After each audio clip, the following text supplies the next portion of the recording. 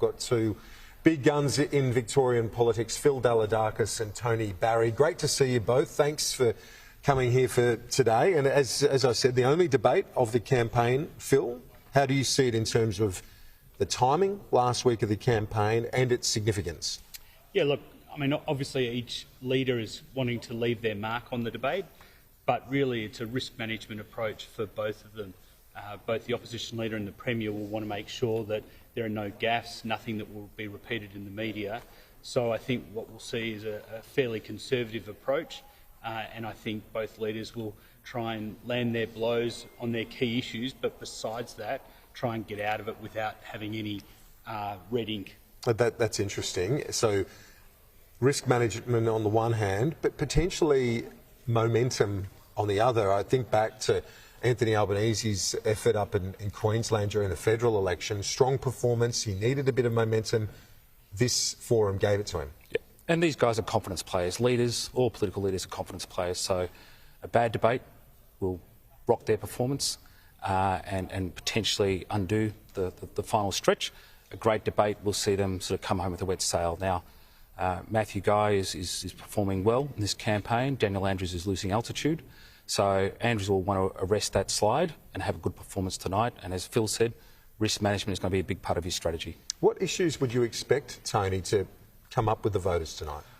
Well, we 100 undecided voters, so yep. What would you expect? Look, cost of living is all pervasive at the moment in a way that we've never seen in our research before.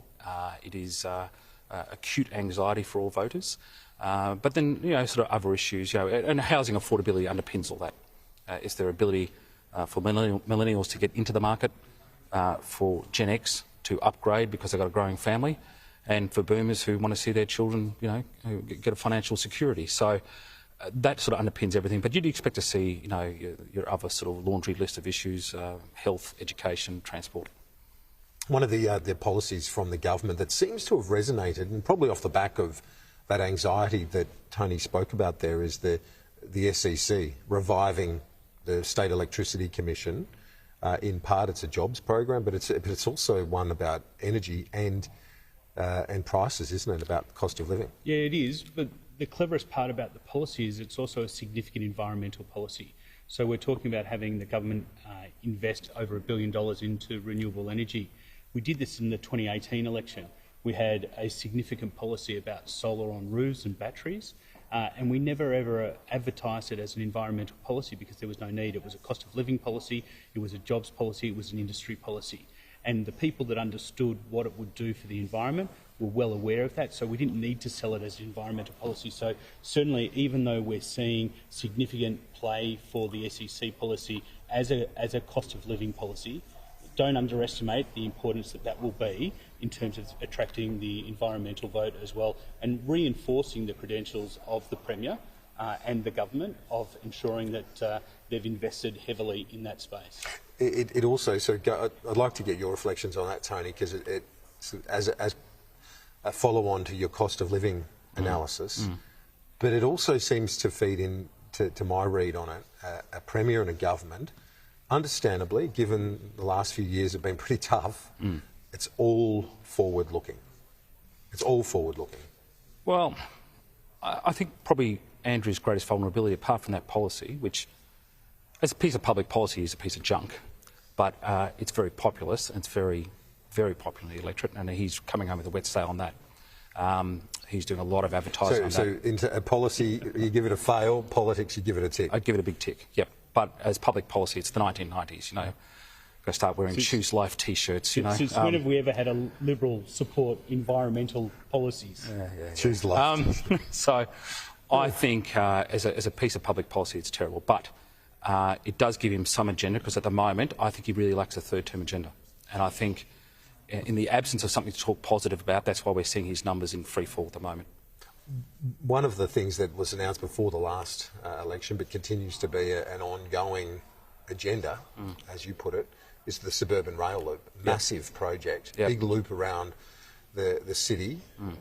How does that play into the broader political debate? Is that popular? We did some polling on this for the Herald Sun, and yes, it is popular to delay and rewrap that money into into health. So for Matthew Guy, that been a move winner. is popular. It's been a very big winner. And so the infrastructure plan itself, under the Premier, people aren't wedded to it. Well, they just sort of see health as a bigger priority. Now, I'm not sure if it's as popular here in Box Hill because, of course, stage 1 goes from Cheltenham to Box Hill. So I'm not sure it's a big winner with the audience tonight, but you'll find out. And but certainly in other parts of suburban Melbourne and regional Victoria, they think it's a winner. So when you look at, as Tony put it, where we are is interesting in terms of suburban rail loop. First leg finishes here at Box Hill. Down the road, you've got Box Hill Hospital, the worst performing in terms of emergency department strain. I shouldn't say worst performing more broadly. Obviously, brilliant health professionals work there, but it's under immense strain. There were 400 plus days that people had to stay a full day in that emergency department just down the road. So I guess it's that. Yeah, if you're spending it on the rail, what about the health? So if you're the Premier, you're making the very strong argument that you can walk and chew gum at the same time, that it can't be an either-or approach. You can't just look to invest in health. You can't look to just invest in transport infrastructure. You actually need to be able to deliver across a whole range of services for the community, whether that be your hospitals and your emergency services, whether it be your public transport, or whether it be upgrading your schools. And I think this is probably what's been lost in some of the commentary. The government has a significant record of investing in all of these areas. So people will go into the election and they will have confidence that the government continues to invest in these areas. And the one thing that I'd probably take Tony to task for is that the numbers are not in free fall. What we're seeing is, repeatedly, a government that has or is attempting to seek a third term, and they're continually and consistently with at least a 54 or 53 2PP to a 46, 47. Any government seeking a third term mandate would jump at those numbers. That's not to say that there won't be some skin loss. There well could be, given the figures that we're seeing. But they will still be returned with a majority, or at least, at the very least, a slim minority government. Do you agree with that assessment on the numbers? Firstly, it's typical of my Labor friend to talk about spending money on health and transport and anything else. It's all free money. But I think on services that people need to live their lives every day. But I think in terms of Andrew's numbers, look, he's losing altitude, but I think he'll reach the runway before impact. So, but it's going to be close. And so your argument is potentially if it was 6 months further down the track, the election, I think it'd be a different story. I think he'd be dead meat. Yeah, I think he's... And if my mother was my father, it would be a different scenario, right? So the fact is the election's every 4 years. The opposition knew that it was going to be on this date 4 years ago when they lost the last election. And they have not done the work required, and that's consistently shown in the polls again. One of the things that I'm intrigued by, and I discussed it earlier with my colleague Simon Love, is I don't remember a campaign as clearly as this one where both sides are focusing on the same individual. Yep. Daniel Andrews. Yeah, you go back how do you explain that? Well, I think you go back to 1999. You know, the Libs focused on Jeff Kennett, Jeff.com, and Brax focused on Kennett and his unpopularity and arrogance. And of course, that's where we saw a complete shock result that nobody saw coming. And again, we saw similar sort of themes. You know, a leader whose numbers were well, not in free fall, but in decline. And you know, by election day, he was in trouble. Yeah, the one big difference between now and 1999. 1999, the regions were the ones that really rejected the Kennett government, that had seen significant cuts across their services, whether Tony likes to admit or not. Health and education were cut by the Kennett government, especially felt in the regions. That hasn't happened this time. People can't look to their local schools and see them in disrepair. They can't look to their transport and see transport as an issue. And yes, health has suffered under the weight of COVID and the COVID response, but they also see the significant investment that's happened in health over the same period of time. The other difference is whether Matthew Guy is Steve Brax, in terms of his popularity. Steve Brax became a bit of a political phenomenon down here. The other issue, I think, that hasn't really been a big part of the campaign, correct me if I'm wrong, but that's the debt level. Standard & Poor's said that Victoria is the worst, in the worst fiscal position they've seen of any state in 40 years. Yeah.